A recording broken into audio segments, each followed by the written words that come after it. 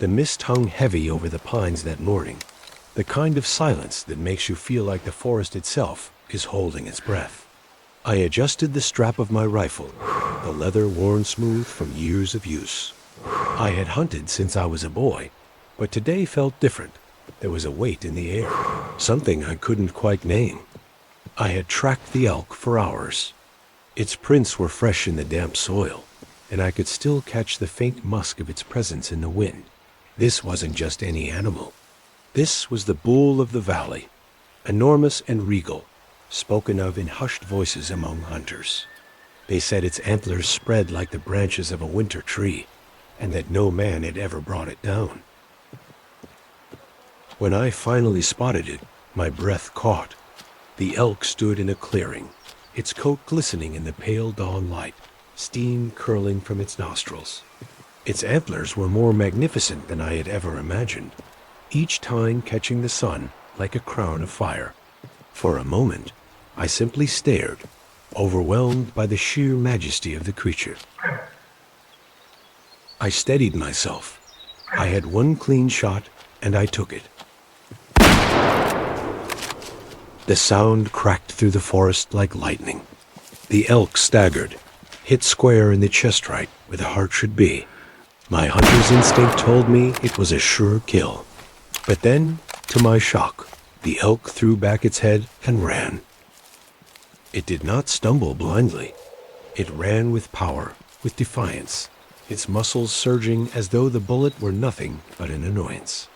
I followed, heart pounding, crashing through the brush as the animal thundered between the trees. The forest erupted with noise birds screaming into the air, branches snapping, my boots pounding after the beast that should already have fallen.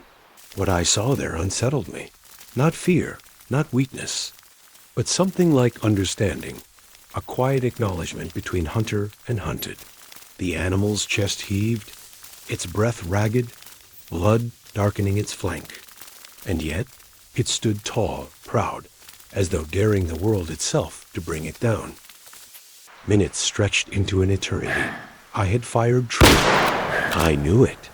Yet the elk seemed unstoppable, every bound carrying it deeper into the wild, as though it belonged to a world untouched by death.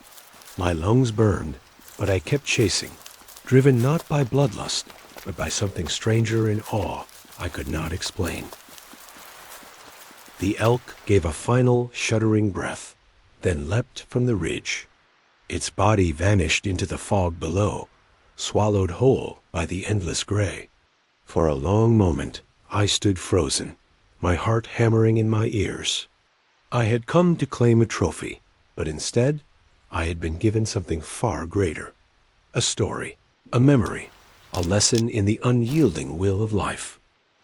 Years later, I would still tell the tale, not of the kill I never made, but of the elk that refused to fall, even with a bullet in its heart.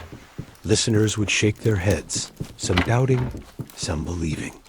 But I knew the truth, because sometimes, in the silence of the night, when the wind sighed through the trees, I swore I could still hear it, the pounding hooves fading into eternity.